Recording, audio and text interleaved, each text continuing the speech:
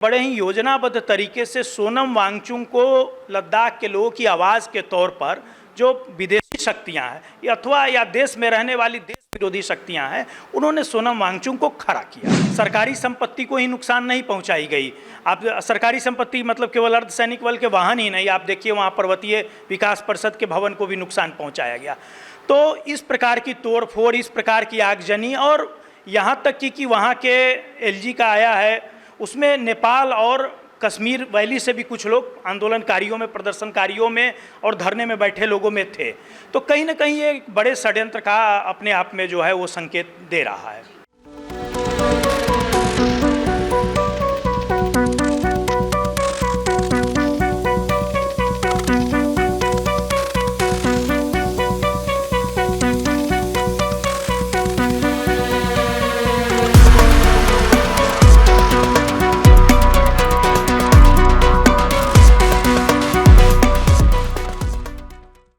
नमस्कार, मैं निशा श्री आप तमाम दर्शकों का स्वागत करती हूं फर्स्ट लुक बिहार में, जहां हम देखते हैं खबरें जो जानना ज़रूरी है। और जैसा कि हम जानते हैं कि हम आपको अपने क्षेत्र से के अलावा जो राष्ट्रीय स्तर की भी ऐसी राजनीति है जो कि हर एक के ऊपर प्रभाव डालती है, उन मुद्दों से आपको रूबरू कराते रहते हैं। और इसमें हमारे शहर के जो उससे विश्लेषक होते हैं उनको बुलाकर आपको उसकी पूरी विस्तृत जानकारी देते हैं। तो आज हम जिस विषय पर आपको जानकारी देने जा रहे हैं वो है लद्दाख के विषय पर, जिसमें कि लद्दाख में अभी हुई कंट्रोवर्सी और सोनम वांगचुक जिनका नाम सबसे ज़्यादा आ रहा है, और इस नाम को हम 3 इडियट सिनेमा के रिलीज़ होने के बाद पुंसुक वांगडू के कैरेक्टर से रिलेट करके जो है वो देश भर में के जो युवा हैं और जितने भी लोग हैं वो जानते हैं। और ये नाम कंट्रोवर्सी में आया और इसके अब तक का जो हमारे अंदर एक चित्रण था और अब जो जिस तरह की खबरें हम देख रहे हैं उस व्यक्तित्व से जुड़ा हुआ, वो सारी बातें बताने के लिए हमारे साथ स्टूडियो में उपस्थित हैं अमिया भूषण जी, जो कि लेखक हैं और पत्रकार हैं। इस तरह की राष्ट्रीय अंतर्राष्ट्रीय मुद्दों पर ये अपने लेख और वक्तव्य जो है वो प्रस्तुत करते रहते हैं। अमिया भूषण जी, आपका बहुत बहुत स्वागत है। निशा जी, आपको और आपके दर्शकों को भी मेरा नमस्कार है, प्रणाम है। सबसे पहले आपसे यही जानना चाहेंगे कि ये लद्दाख की कंट्रोवर्सी का जो है वो मूल कारण क्या है? लद्दाख इतना ज़्यादा कंट्रोवर्शियल क्यों हो गया है? एक लद्दाख इसलिए क्योंकि हम युवा जो हैं, जो थोड़ा बहुत लद्दाख को जानते हैं, वो बस बाइकिंग गैंग, जो बाइकिंग ग्रुप्स हमारी वहाँ तक जाती है, एक बार घूम करके वापस चले आए, इतना ही जानते हैं। लद्दाख क्या है उसका जोग्राफिकल सिग्निफिकेंस हमारे भारत देश के? जी, आपने बड़ा ही सुंदर प्रश्न किया है। तो लद्दाख बहुत ही सुंदर अपने आप में जगह है और हिमालय का ये ऊपरी क्षेत्र है, अपर हिमालय का क्षेत्र है। यहाँ की प्रकृति बहुत ही सुंदर है, स्वयं में रमणीक वातावरण है। जहाँ तक लद्दाख के इतिहास की बात करें तो लद्दाख का इतिहास भी बहुत ही गौरवशाली रहा है। और लद्दाख के ऊपर भारत के जो प्रमुख राजवंश जैसे मौर्य, सुंग अथवा कनिष्क वाला जो कनिष्क का जो शासन था वो, अथवा कश्मीर के इतिहास के भी एक प्रतापी राजा हुए हैं, आपको ललितादित्य मुक्तापीड़ का कोट करके उनका राजवंश रहा है, उन्होंने भी रूल किया है। और कुषाण वंश के भी कनिष्क के लेकर के और सारे राजाओं ने रूल किया है। तो या तो वो किसी भारतीय राजा के अधीन रहा हो, अथवा बीच के कालखंड में लद्दाख जो है वो तिब्बत अवस्थित जो लहासा, जो तिब्बत की राजधानी रही है, वहाँ जब दलाई लामा, पंचेम लामा जैसे गुरु बैठा करते थे, तो उसके अधीन भी तिब्बत कुछ समय के लिए, ये लद्दाख कुछ समय के लिए तिब्बत के अधीन शासन व्यवस्था में रहा है। और फिर 19वीं शताब्दी से जब ये जो कश्मीर का जो डोंगरा रियासत रहा है, राजवंश रहा है, इसमें महाराजा गुलाब सिंह के भाई जोरावर सिंह जो सेनापति थे, उन्होंने पुनः इस हिस्से को जीत करके कश्मीर रियासत का हिस्सा बनाया। इस तो लद्दाख चाहे वो तिब्बत के अधीन रहा हो अथवा भारतीय रजवाड़ों के अधीन रहा हो, तिब्बत के लोगों का एक स्वभाव रहा है कि जैसे वहाँ की प्रकृति शांत है, वैसे ही वहाँ के लोग भी बहुत ही सरलचित, भोले, सीधे, सरल रहे हैं। और वहाँ का पूरा जीवन जो है उस समुदाय केंद्रित है। और समुदाय पूरा जो है, लद्दाख के लोग जो है भूटिया जाति से आते हैं। और ये भूटिया जाति जो है, मतलब जो तिब्बत आप देख रही हैं, तो तिब्बत के लोगों को भूटिया जाति का बताते हैं और उसी से संबोधित करते हैं। तो भारत, आज के भारत में भी अरुणाचल की जो तवांग वैली है, अथवा आप सिक्किम जो देख रहे हैं, सिक्किम का पुराना राजवंश भी इसी जाति से था, भोट जाति से। और ये दार्जिलिंग वाले भी क्षेत्र में इन लोग की आबादी रही, लेकिन इनका यहाँ एक सघन आबादी इनकी रही है। तो ये भूटिया जाति के लोग हैं और समुदाय केंद्रित रहे, और पूरा का पूरा समुदाय जो है उसका जनजीवन धर्म के ही इर्द गिर्द, धर्म के ही आसपास रहा है। और ये लोग बौद्ध मत की जिस शाखा का पालन करते हैं वो उसको बोलते हैं वज्रयानी यानी सहजयानी शाखा। तो इसमें क्या है कि भगवान बुद्ध के बार बार अवतार की कथा है और भगवान बुद्ध के उसी अवतारी चरित्र का प्रतिनिधित्व जो है दलाई लामा और पंचेम लामा जैसे गुरु लोग करते हैं। जैसे भगवान बुद्ध के कई अवतार हैं, जैसे भगवान विष्णु के हैं, तो कहते हैं कि वैसे तो भगवान बुद्ध को भी भगवान विष्णु के अवतारों में हम मानते हैं सनातन परंपरा के नाते। तो भगवान बुद्ध का एक स्वरूप जो है उसको बोलते हैं अवलोकितेश्वर बुद्ध, अवलोकितेश्वर बुद्ध यानी करुणामय बुद्ध। तो कहते हैं कि दलाई लामा इसी भगवान बुद्ध के स्वरूप का प्रतिनिधित्व करते हैं, इसी के वो अंश हैं। दूसरा जो तिब्बत से आप जानती होंगी कि पंचेम लामा के विषय में, तो दूसरा भगवान बुद्ध का जो एक स्वरूप है उसको कहते हैं अमिताभ बुद्ध। तो अमिताभ बुद्ध जो है, जैसे अवलोकितेश्वर बुद्ध जो हैं वो करुणावतार बुद्ध हैं, और अमिताभ बुद्ध यानी ऐसे बुद्ध जो प्रकाश से रत हैं। तो इस बुद्ध का प्रतिनिधित्व जो है पंचेम लामा करते हैं। तो तिब्बत का जीवन, तिब्बत के लोगों का जीवन शुरू से ही धर्म और समुदाय केंद्रित रहा है। दूसरा कि इस परंपरा में मतलब जैसे बुद्ध देव के अवतार दलाई लामा और पंचेम लामा के रूप में होते रहे हैं, वैसे ही बुद्ध देव के प्रमुख शिष्यों में 12 शिष्यों में से भंते आनंद थे। तो कहते हैं कि भंते आनंद का भी पुनर्जन्म होता है। जब बुद्ध जन्म लेंगे तो स्वाभाविक तौर पर है कि बुद्ध के शिष्य भी जन्म लेंगे, तो उससे एक परंपरा निकली, उसको बकुला गुरु बोलते हैं। तो ये जो लद्दाख का क्षेत्र है, बकुला गुरु यहीं बार बार आते हैं। अब के पहले के बकुला गुरु का नाम था कुशोक बकुला रिनपोचे, और वो बहुत ही प्रसिद्ध व्यक्तित्व रहे हैं। वो भारत की संसद में भी उन्होंने लद्दाख क्षेत्र का प्रतिनिधित्व किया है, और यही नहीं, एक राजदूत के तौर पर वो मंगोलिया में भी भारत के प्रतिनिधि रहे हैं, और उन्होंने भारत की एक अच्छी पहचान दुनिया के अंदर और भारत के हित के लिए भी उन्होंने बहुत अच्छे ढंग से काम किया है। तो वास्तव में यहाँ के लोग जो है शुरू से धर्म, संस्कृति, इस पर गहरी आस्था रखने वाले और शांत प्रकृति के लोग रहे हैं। लद्दाख की यही पहचान। लेकिन एक अगर साधारण जो पॉपुलेशन है भारत की, अगर उसके नज़रिए से मैं आपसे पूछूं, तो मेरे हिसाब से लद्दाख में जो है वो बुद्धिस्ट और ये तिब्बती, जिस तरह जो आपने अभी परिचय दिया, यही लोग रहते हैं। लेकिन वहाँ की डेमोग्राफी भी अभी बहुत कंट्रोवर्सी में आ गई है। तो वहाँ की एक्चुअल डेमोग्राफी अभी क्या है? आपने बिल्कुल सही प्रश्न किया। डेमोग्राफी वहाँ बिल्कुल चेंज की है, और अभी क्या है कि लद्दाख जब अलग बना है तो लद्दाख 2 जिलों का केंद्र शासित प्रदेश है, एक लद्दाख और दूसरा कारगिल। तो लद्दाख मोटे तौर पर वहाँ बौद्ध मत के ये जो शाखा है वज्रयानी और तिब्बती जो बुद्धिज़्म है, इसको फॉलो करने वाले लोग अच्छी संख्या में है। परंतु कारगिल जिला जो है वो मुस्लिम बाहुल्य है, वो शिया मुसलमान लोग हैं, और उनके बारे में अगर विचार करें कि वो कौन है, कहाँ से आए हैं, तो उसमें कुछ लोग तो इस तिब्बती भूटिया नस्ल के हैं, और साथ में बाहर से जो लोग आकर के वहाँ बसे अथवा शादी विवाह किया, तो एक प्रकार से कहेंगे कि वो मिश्रित है समुदाय के तौर पर। उसमें मतलब तिब्बतियन मूल के भी लोग हैं और मध्य एशियाई देशों के भी मूल के लोग हैं। तो वो पूरा का पूरा इलाका मुस्लिम बाहुल्य है, और आज के तिथि में अगर देखें तो ओवरऑल पूरे लद्दाख क्षेत्र में मुस्लिम पॉपुलेशन बहुत तेज़ गति से बढ़ी है, और आंकड़ों की भी बात करें तो वो बौद्ध समुदाय से कहीं ज़्यादा इन दिनों है। ये तो आपने बड़े अच्छे से बताया कि क्या है लद्दाख का पूरा एक चेहरा जो है वो आपने हमारे सामने रख दिया। अभी ये जो, क्योंकि वो एक शांत जगह था, टूरिज्म के लिए लोग वहाँ जाते थे, और बिल्कुल वो एक शांत और प्रकृति सौंदर्य से भरा, जैसे अभी आपने बताया।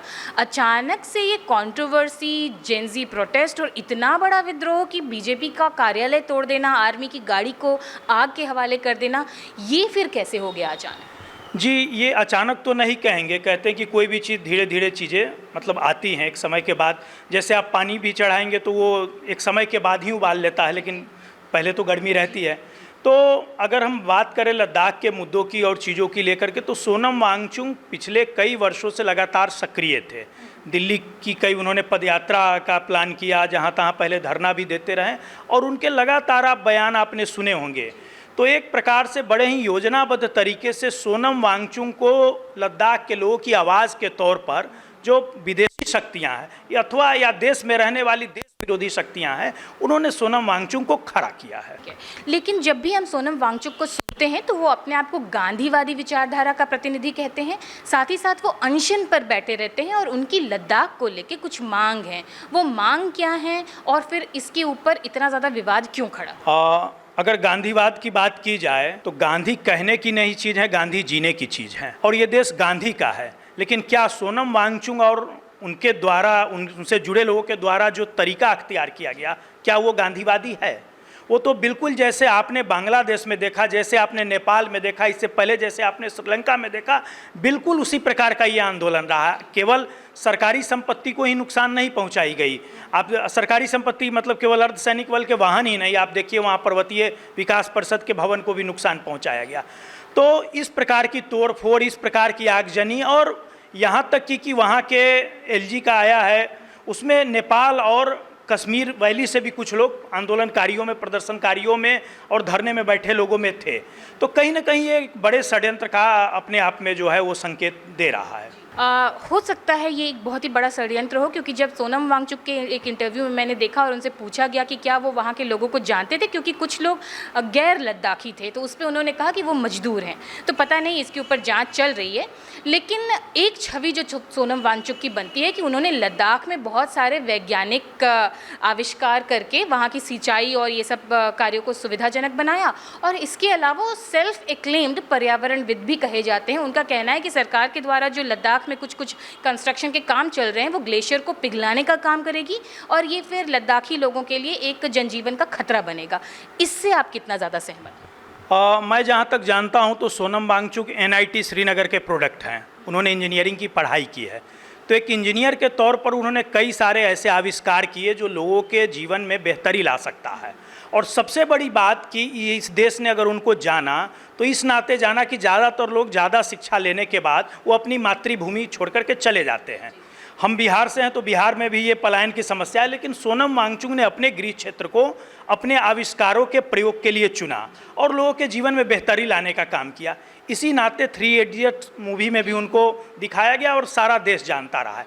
लेकिन अगर आप कह रहे हैं कि पर्यावरण से जुड़ी जो चिंताएं व्यक्त कर रहे हैं, तो क्या सोनम वांगचुक ने पर्यावरण को लेकर कोई गहन शोध कार्य किया है, अथवा कोई ऐसे रिसर्च सेंटर से जुड़े हैं जो पर्यावरण को लेकर के काफ़ी सारे अध्ययन शोध करते हैं? जैसे भारत की भी संस्थाएं या दुनिया के अन्य देश की संस्थाएं भी, सरकारी संस्थाएं, गैर सरकारी संस्थाएं बहुत ही व्यवस्थित ढंग से पर्यावरण को लेकर के शोध करती हैं। अंटार्कटिका से लेकर के और दुनिया के हर क्षेत्र में होता है, हिमालयन क्षेत्र में भी। तो क्या ऐसे किसी संस्था से जुड़े रहे? मेरी जानकारी में ऐसा बिल्कुल नहीं है। इसके बजाय सोनम वांगचुक कई सारी एनजीओ और संस्थाएं चलाते रहे हैं, जिससे लगातार उनको विदेशी फंडिंग मिलती रही है, और उसके आधार पर वो तरह तरह से ऐसी चीज़ें अपने आप में वो बताते और बोलते रहें जो देश विरोधी या विकास विरोधी शक्तियों को जो बातें भाती हों। ये तो बात उसी प्रकार की हो गई कि जैसे एक और पर्यावरणविद इस देश में है, मेधा पाटेकर जी। मेधा पाटेकर जी की पूरी शिक्षा, वो साइंस ग्रेजुएट हैं। तो जो देश का संसाधन उनकी शिक्षा पर खर्च हुआ, उस संसाधन को उन्होंने लौटाया नहीं। अगर वो देश के लिए उस विज्ञान जिसमें उन्होंने पढ़ाई की अगर कुछ करती तो वो देश के लिए उपलब्धि होती, लेकिन उसके बजाय उन्होंने स्वयं को पर्यावरणविद के रूप में पेश करके, और आप नर्मदा बचाओ करके आंदोलन आपने देखा होगा, तो ऐसे आंदोलन करके लोगों को भड़काने का काम मेधा पाटेकर करती रहीं। और मैं मानता हूं कि सोनम वांगचुक भी ऐसे ही षड्यंत्र का हिस्सा है, या अथवा ऐसे ही षड्यंत्र का एक चेहरा है जो लोगों को बरगलाने, भटकाने और विरोध प्रदर्शनों के लिए प्रेरित करने का काम करते हैं। आपने मेधा पाटकर का उदाहरण दिया, तो फिर मेरे मन में ये सवाल आया, और जाहिर सी बात है जनता के मन में सवाल आएगा कि मेधा पाटकर ने जब नर्मदा बचाओ अभियान चलाया तो किस तरह से पूरा सेलिब्रिटी खेमा और अच्छी खासी जनता की आबादी जो है वो उनके साथ आ गई थी, और उतना बड़ा जो प्रोजेक्ट था, वाजपेयी जी ने जो प्रोजेक्ट लाने का प्रयास किया था, वो एक तरह से उस वक्त के लिए तो रोक ही देना पड़ा था। वैसे ही कुछ छवि बन गई है सोनम वांगचुक की, लोग उनको लद्दाख की आवाज़ कहने लगे हैं। ऐसे में आपको नहीं लगता कि वहाँ पर भी अगर कोई प्रगति का कार्य हो तो फिर इतना ज़्यादा वो इन्फ्लुएंशियल हो गए हैं कि फिर वो इस तरह से मॉब को अपनी तरफ अट्रैक्ट करके वो डिसीज़न को हैम्पर कर सकते हैं? बिल्कुल, अभी तो दिख रहा है। देखिए उनके पीछे कई शक्तियाँ, आपने देखा होगा राहुल गांधी जो लीडर ऑफ अपोजिशन है, उन्होंने अभी नेपाल की घटना के बाद बोला भी और लिखा भी, उनका ट्वीट भी है कि जेन जी पीढ़ी जो है वो सामने आए लोकतंत्र बचाने के लिए, संविधान बचाने के लिए और वोट चोरी बचाने के लिए। सोनम वांगचुक को भी देखिए तो उसी जेन जी पीढ़ी को वो, जबकि भारत की युवा पीढ़ी के पास प्रेरणा लेने के लिए नेताजी सुभाष चंद्र बोस, भगत सिंह, खुदीराम बोस, महात्मा गांधी, लोकमान्य तिलक, विपिन चंद्र पाल, पूरे नामों की एक बड़ी लंबी श्रृंखला रही है। और जेन जी यानी कि क्या? अगर आप विचार करें जो बांग्लादेश में हुआ, जो नेपाल में हुआ, तो मुझे तो लगता है कि जेन जी की आड़ में खून पीने वाले जोम्बियों की एक पूरी फौज खड़ी करने का प्रयास, अराजकता एक प्रकार से कहे। नेपाल में 20,000 करोड़ की संपत्ति को नुकसान पहुंचा है। अभी सोनम वांगचुक जिस धरने पर बैठे थे और जिस धरने के को मतलब धरने की अनुमति लेकर के और जिस प्रकार की तोड़फोड़ वहाँ हुई है, इससे भी तो संपत्ति का नुकसान हुआ है, इससे भी तो लद्दाख की छवि का नुकसान हुआ है।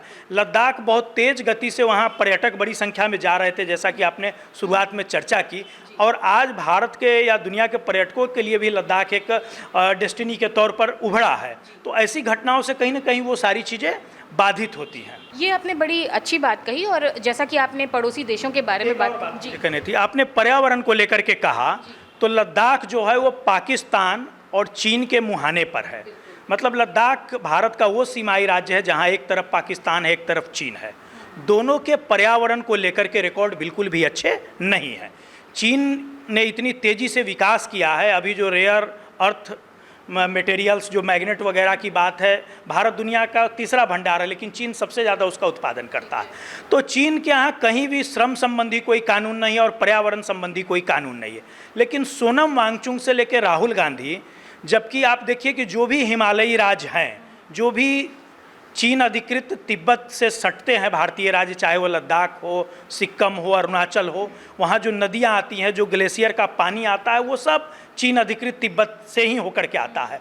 तो क्या सोनम वांगचुक अथवा राहुल गांधी अथवा ऐसे जो सो कॉल्ड पर्यावरणविद हैं, इन्होंने कभी चीन के ऊपर, चीन के प्रशासन के ऊपर कोई प्रश्न खड़ा किया है कि भाई तुम्हारे द्वारा पर्यावरण को जो नुकसान पहुंचाया जा रहा है, उससे हमारे लोग का जनजीवन बुरा होने वाला है, हमारे यहाँ बीमारियाँ आने वाली है, हमारे यहाँ प्रदूषण आने वाला है। तो ये सवाल चीन पर नहीं करते हैं, ये सवाल इस चीज़ पर करते हैं कि लद्दाख में सड़कें क्यों बन रही हैं, लद्दाख में रेल लाइन की बात क्यों हो रही है, एयरपोर्ट्स की बात क्यों हो रही है, तो लद्दाख में असैनिक और सैन्य गतिविधियों से जुड़े हुए नई कोई निर्माण क्यों हो रहा है। तो कुल मिलाकर के सोनम वांगचुक का पूरा व्यक्तित्व बहुत ही संदेहास्पद है, और मैं तो कहूँगा कि विशुद्ध और राष्ट्रीय चरित्र भी है। इस घटना के बाद आप देखें कि सोनम वांगचुक ने सरकार को, अपनी गिरफ्तारी को लेकर के सरकार को उन्होंने चुनौती दिया। आप उनके वक्तव्य देखेंगे, उनके वक्तव्य का अगर विचार करें तो ये तो लगता है कि जैसे जनरल भिंडरवाला था जो सिख अलगाववाद को लेकर के और जिस प्रकार वो भारत की केंद्रीय सत्ता को चुनौती दे रहा था, उस प्रकार ये धमकाने का काम सोनम वांगचुक कर रहा है, जो कि बहुत ही गलत है। अब आपका एक पूर्व का प्रश्न था जिसमें आपने कहा कि उनकी मांग क्या है और लद्दाख को लेकर के। तो मांग तो मोटे तौर पर दो मांग सामने आ रही है। पहली मांग है कि भाई लद्दाख को लेकर के कि लद्दाख को पूर्ण राज्य का दर्जा दिया जाए, और दूसरी मांग है छठी अनुसूची में शामिल किए जाने का। तो जहाँ तक पूर्ण राज्य की बात है, तो 1989 में, उन दिनों ये जम्मू कश्मीर सरकार का राज्य होता था जब 370 लागू था, तो उस समय 1989 में यहाँ के लोगों के द्वारा प्रथमतः एक आंदोलन किया गया कि हमको यूनियन टेरिटरी, हमको केंद्र शासित प्रदेश बनाया जाए जम्मू कश्मीर से अलग करके। क्यों? क्योंकि हमारी धार्मिक सांस्कृतिक पहचान को जम्मू कश्मीर का जो 370 है और जो लोग शासन में बैठे हैं उसके नाते परेशानी है, तो हमको केंद्र शासित प्रदेश बनाया जाए। क्या आज वो समस्याएं हल हो गई हैं? मुझे लगता है बिल्कुल वो समस्याएं नहीं हल हुई हैं। जिस हिसाब से इस पूरे क्षेत्र का डेमोग्राफी चेंज हुआ है और जिस हिसाब से मुस्लिम पॉपुलेशन रेट जितना हाई है, तो इसमें तो आने वाले समय में भी लद्दाख के लोगों की पहचान का और उनकी संस्कृति के बचे रहने का भी एक गंभीर संकट है। इसमें उनके लिए कहीं बेहतर जो है वो केंद्र शासित प्रदेश होना है। तो एक समय आप मांगते हैं कि हमको केंद्र शासित प्रदेश बनाया जाए, अब जब आपको केंद्र शासित प्रदेश बनाया गया तब आप कहते हैं कि अलग राज्य बनाया जाए। 3 लाख की छोटी सी आबादी है, उसमें भी लद्दाख के मूल लोगों का पॉपुलेशन ग्रोथ रेट बहुत ही कम है और मुस्लिम लोगों का पॉपुलेशन ग्रोथ रेट कहीं अधिक है। तो ये एक समस्या है। अब दूसरी बात आते हैं कि छठी अनुसूची का विषय। तो अगर भारत के पूर्वोत्तर भारत के राज्यों के विषय में हम बात करें, मेघालय, मिजोरम, नागालैंड इत्यादि राज्यों के, तो वो एक दौर था। तो समय में कभी भी पीछे यात्रा नहीं हो सकती है, समय में सदैव आगे की यात्रा की जा सकती है। अब जब पाकिस्तान भी एक परमाणु शक्ति संपन्न देश है और चीन उससे पहले से परमाणु शक्ति संपन्न देश है, दोनों देशों से भारत का जो है अनुभव बहुत ही कटु रहा है और बड़े ही अविश्वासी पड़ोसी हैं। तो ऐसे में लद्दाख में अगर जो जिसकी बात करते हैं सोनम वांगचुक और उनके समर्थक अथवा जो राष्ट्रीय नेतागण है विरोधी दल के, केजरीवाल से लेकर कांग्रेस नेतृत्व पर, कि उनकी मांग जायज़ है, तो क्या कांग्रेस केंद्र में होती तो इस मांग को स्वीकार करती क्या? कोई भी पार्टी अगर केंद्र के शासन में हो तो मुझे लगता है कि इस मांग को स्वीकार करना किसी के लिए भी आसान नहीं होगा, क्योंकि जो स्वायत्ता वो मांगते हैं, सोनम वांगचुक के आप पूर्व के वक्तव्य को देखिए, वो कहते हैं कि यहाँ की जल जंगल ज़मीनें हर कुछ हमारा हो, हमारी अनुमति के बिना एक पत्ता भी यहाँ खड़क नहीं सकता और एक ईंट भी नहीं जोड़ी या हटाई नहीं जा सकती। तो क्या भारत अपने सीमाई राज्य में ऐसा केंद्र सरकार होने दे सकती है? और दूसरा, सोनम वांगचुक का आपने एक दो स्टेटमेंट और भी देखा होगा वीडियोज़ उनके, जिसमें वो एक तो कह रहे हैं कि अगर अब चीन की सेना आती है तो हम उनको रास्ता देंगे। तो आप सोचिए कि कितना अपने आप में मतलब ये संदेहपूर्ण और कितना ही अराष्ट्रीय चरित्र वाला उनका वक्तव्य। और यही नहीं, जो जम्मू कश्मीर में महबूबा मुफ्ती या बाकी लोग जो कहते रहे हैं, अभी उनकी बातों से भी ये सहमति व्यक्त करते हैं कि हमारे लोगों को अधिकार होना चाहिए कि हम कहाँ किसके साथ रहना चाहते हैं। तो एक प्रकार से हो सकता है कि फ्यूचर में वो अलग कुछ, जैसा भिंडरवाला सोचता था या नॉर्थ ईस्ट के मिलिटेंट सोचते थे या कश्मीर के मिलिटेंट सोचते थे, वही सोच सोनम वांगचुक के, केवल गांधीवाद का उन्होंने लवादा और चेहरा ओढ़ रखा है।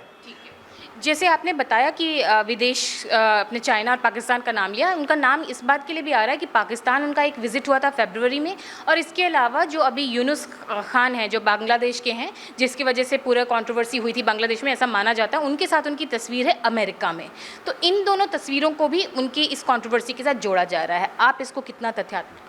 अब बिल्कुल सही है। देखिए, सोनम वांगचुक, जैसा आपने कहा कि लोगों ने उनको 3 इडियट मूवी से पूरा देश ने जाना, और वो मूवी उनके ऊपर क्यों बनी कि एक इंजीनियरिंग पास आउट आदमी, वो करियर के लिए श्रीनगर से आगे दिल्ली और दिल्ली से आगे वो जा सकता था सिलिकॉन वैली अमेरिका भी, लेकिन उसने उसके जगह अपने दुर्गम राज्य लद्दाख का रुख किया। रामायण में कहते हैं, राम जी लक्ष्मण से कहते हैं लंका में कि जननी जन्मभूमिश्च स्वर्गादपि गरीयसी, मतलब मातृभूमि सबसे बढ़ कर के है। तो उन्होंने अपने लोगों के बीच अपनी ज़मीन पर रह करके उन्होंने बहुत सारे मतलब लोगों के सामान्य जीवन में उपयोगी चीज़ों का उन्होंने आविष्कार किया। लेकिन उसके बाद देखिए कि उन्होंने एक पर्यावरणविद का जब से चोला ओढ़ा है, आखिर उनके पास कौन सा अनुभव है पर्यावरण को लेकर के? क्या वो पर्यावरणविद के तौर पर उनकी पढ़ाई हुई है, अथवा किसी रिसर्च सेंटर से एसोसिएट रहे हैं, अथवा क्या? ऐसा कुछ नहीं है। अब तो वो पर्यावरणविद के बाद सोशल एक्टिविस्ट, और एक्टिविस्ट के बाद वो वहाँ के लद्दाख की आवाज़ हो गए। तो आवाज़ हो गए हैं तो लोगों को वास्तविकता से परिचय कराना चाहिए। जब से ये केंद्र शासित प्रदेश बना है तो कई बदलाव हुए हैं वहाँ के लोगों के जीवन में बेहतरी के लिए केंद्र सरकार की ओर से। पहला बदलाव है कि इन लोगों का एक पुराना मांग था कि जो मूल लोग हैं, अर्थात जो भूटिया समुदाय के लोग हैं, उनको शेड्यूल ट्राइब माना जाए। तो ये पहले से चल रहा था और शेड्यूल ट्राइब में वो आ भी गए थे, लेकिन उसका दायरा बढ़ाया जाए। जैसे बाकी देश में देखिए तो आरक्षण 50% है, लेकिन वहाँ उनको न केवल शेड्यूल ट्राइब में लिया गया, अपितु उसका दायरा भी कहीं बढ़ा करके अब वो मतलब 87% के आसपास हो रहा है इन दिनों। तो एक ये बहुत बड़ी बात है कि आपके हितों के संरक्षण के लिए आपको उस दायरे में लाया गया और उस दायरे का भी मतलब एक प्रकार से विस्तार किया गया। दूसरा कि स्थानीय महिलाएं भी जो हैं उनके लिए भी अवसर बढ़ाए गए, तो महिलाएं भी कैसे आगे आए तो उनके लिए उनको भी अलग से आरक्षण दिया गया है। तीसरा, जो स्थानीय भाषा है, जो भोट संस्कृति है, भोट भाषा है। अब सोचिए कि 3 लाख की आबादी वाले प्रदेश की भाषा के लिए भी, जो कि भारत 140 करोड़ के लोगों का देश है, जहाँ ऐसी ऐसी भाषाएं हैं जिसको कई कई करोड़ लोग बोलते हैं, लेकिन वहाँ एक इतने छोटे से समुदाय जिसकी आबादी बमुश्किल 3 लाख है पूरे राज्य की, उसमें से जो मुसलमान हैं उनकी अलग भाषा है, वो कुछ और स्थानीय भाषाएं बोलते हैं, बाकी उनका उर्दू से भी कश्मीरी से भी जुड़ाव है। तो सोचिए कि मतलब बमुश्किल से 1.5 लाख लोग जो हैं, जो भोट भाषा का प्रयोग करते हैं, उनके लिए इस भाषा के भी विकास के लिए केंद्र सरकार ने बहुत कुछ किया है। यही नहीं, अभी तक वहाँ 2 जिले हैं। लद्दाख का क्या है कि क्षेत्रफल बहुत बड़ा है और जनसंख्या बहुत कम है, तो अभी वहाँ 5 नए ज़िले भी बनाए जा रहे हैं, तो कुल मिलाकर के अब 7 नए ज़िले होने वाले। तो ये जो नए ज़िले बन रहे हैं और नए ज़िले जब बनेंगे तो स्वाभाविक तौर पर कि विकास और भी नीचे के स्तर तक पहुँचेगा। तो इस दिशा में लगातार काम हो रहे हैं। दूसरा कि जब से ये केंद्र शासित प्रदेश बना है, पर्यटक कई गुना अधिक आने शुरू हुए हैं। पहले तो एक भय था कि कश्मीर का पार्ट है, मिलिटेंसी है, सड़कें नहीं है, आवागमन की सुविधाएँ नहीं हैं। तो हर दृष्टि से काम हो रहा है। और मैं आपको बता दूँ कि 6 अक्टूबर को यहाँ के लोगों के प्रतिनिधियों की केंद्र सरकार के साथ वार्ता भी होने वाली थी, ये मतलब पूर्ण राज्य और 6ठी अनुसूची की मांग को लेकर के। तो बताइए कि चीज़ें प्रोसेस में भी चल रही हैं, विकास भी हो रहा है, और आप इस प्रकार देश को झोंक रहे हैं ऐसे अराजकता की ओर, ये कहाँ तक जायज़ है? एक कंक्लूडिंग स्टेटमेंट लेंगे, इसको शॉर्ट में आप हमारे जनता को बताइए, और एक ये कि अब केंद्र सरकार इस पे आगे क्या डिसीजन लेने जाएगी ताकि जनता इस पूरी बात की गंभीरता को समझ सके, जो भी हमारे दर्शक हैं वो इस बात को समझ सके। देखिए, जो चीज़ें वहाँ हुई हैं और होने के बाद जिस प्रकार से भारत के सो कॉल्ड सिविल सोसाइटी अथवा कहें तो मैंने जो विपक्षी राजनीतिक दल है वो भी अपनी रोटियां सेक रहे हैं, और कुछ सो कॉल्ड जो अपने को राष्ट्रवादी कहते हैं ऐसे भी कुछ युवा जो है ये सब लोग अटपटे लेखन और वक्तव्य बयान वगैरह दे रहे हैं। तो पहले है कि केंद्र सरकार को इस बात से सीख लेनी चाहिए कि कहीं ना कहीं हमारी जो गुप्तचर सेवा है आईबी, वो संख्या के आकलन में उसको कहीं ना कहीं चूक हुई, और गृह मंत्रालय को भी जिस प्रकार इस पूरे परिदृश्य पर मतलब नियंत्रण और नज़र बनाए रखना था, कहीं ना कहीं चूक हुई है। तो ऐसी घटनाओं से लोग प्रोत्साहित होकर के देश के दूसरे इलाके में भी ऐसा कुछ वातावरण जेएनजी के नाम पर और लोगों के मतलब आकांक्षाओं के नाम पर खड़ा न किया जाए। तो ऐसे तत्वों को सरकार को चिन्हित करना चाहिए और समय रहते उन पर अंकुश नियंत्रण जैसी चीज़ें होनी चाहिए। सोनम वांगचुक का ही उदाहरण ले तो सोनम वांगचुक पर कई सारे आरोप पिछले कुछ एक वर्ष में लगातार लगते रहे हैं, उनकी गतिविधियों को लेकर के, उनके जो फंडिंग आए हैं वो लेकर के। 2007 में भी इन पर ऐसे एक आरोप लगा था, उसके भी पत्र वगैरह इन दिनों सामने आया है, वो सारा पत्र आया है। तो जांच के भी घेरे में रहे, सवालों के भी घेरे में रहे और संदेह के भी घेरे में रहे। तो ऐसे जो भी संदेहास्पद व्यक्ति हों उस पर नज़र रखी जाए। दूसरा कि इस घटना से क्या हुआ है कि लद्दाख के लोगों के प्रति भी एक गलत भावना का निर्माण हुआ है, चाहे अनचाहे। और लद्दाख के लोगों में हो सकता है कि जैसा विपक्ष और सिविल सोसाइटी और कहे अमेरिकन डीप स्टेट वगैरह मिल करके जैसे उनके मन में भर रहे हैं कि केंद्र की सरकार अथवा भारत का आम जनमानस आपके प्रति दुराग्रही है, तो मुझे लगता है कि उनका भी हृदय जीतने का प्रयास होना चाहिए। और वो प्रयास ऐसे हो सकता है कि जैसा मैंने शुरू में ही कहा कि लद्दाख के लोग बेहद धार्मिक हैं और उनकी आस्था दलाई लामा जी पर बहुत है। तो मुझे लगता है कि जैसे अरुणाचल के तवांग में दलाई लामा जी की अक्सर यात्रा होते रहती है चीन सीमा पर, वैसे ही लद्दाख में अगर उनकी 2-1 यात्राएं कराई जाएंगी या होती हैं तो स्वाभाविक तौर पर वहाँ के लोगों के मन में जो भी कटुता होगी वो सारी चीज़ें दूर होंगी। दूसरा कि लद्दाख में नए राजनीतिक और धार्मिक नेतृत्व को भी खड़े किए जाने की ज़रूरत है। वहाँ का पूरा जीवन समुदाय और धर्म केंद्रित है, तो विभिन्न मठों के जो भिक्षु इत्यादि हैं उनको भी मतलब उनसे भी वार्ता और संवाद करनी चाहिए। और उसमें एक प्रमुख भूमिका हो सकती है बकुला की।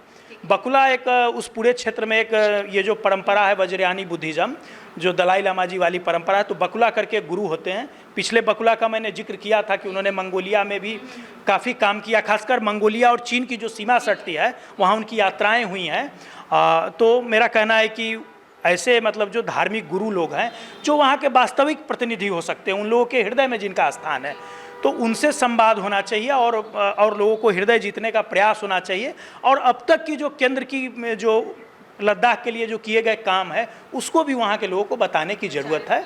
और ख़ासकर मीडिया, सोशल मीडिया पर भी जो इस प्रकार की चीज़ें आ रही हैं जो दूरी पैदा और लद्दाखी लोगों के प्रति दुर्भावना वाली अथवा उनके पक्ष से सरकार के और देश के प्रति, तो इस सब पर भी रोक लगाने का प्रयास होना चाहिए। तो ये तमाम बातें थी लद्दाख को लेकर के, और ये बहुत ही महत्वपूर्ण बातें हैं कि हमें मीडिया या एक पब्लिक, और चूंकि सोशल मीडिया के ज़माने में हर एक व्यक्ति जो है वो मीडिया का ही काम कर रहा है, तो लद्दाख के अगेंस्ट कोई कंट्रोवर्सी हम ना करें, इन चीज़ों का ध्यान रखना होगा। और किसी भी जानकारी को क्रॉस चेक किसी भी केंद्रीय एजेंसी के द्वारा जो आपको जानकारी दी जा रही है ये लेने का प्रयास किया जाना है किसी भी तरह के नैरेटिव को प्रमोट करने से पहले। इन तमाम जानकारियों के लिए और लद्दाख के प्रति इतना अच्छा इंसाइट हमारे सामने प्रेजेंट करने के लिए आपको बहुत बहुत धन्यवाद। आपको भी बहुत बहुत धन्यवाद, प्रणाम। तो इसी के साथ अब इस चर्चा को देते हैं यहीं पर विराम। आप देख रहे थे फर्स्ट लुक बिहार। धन्यवाद।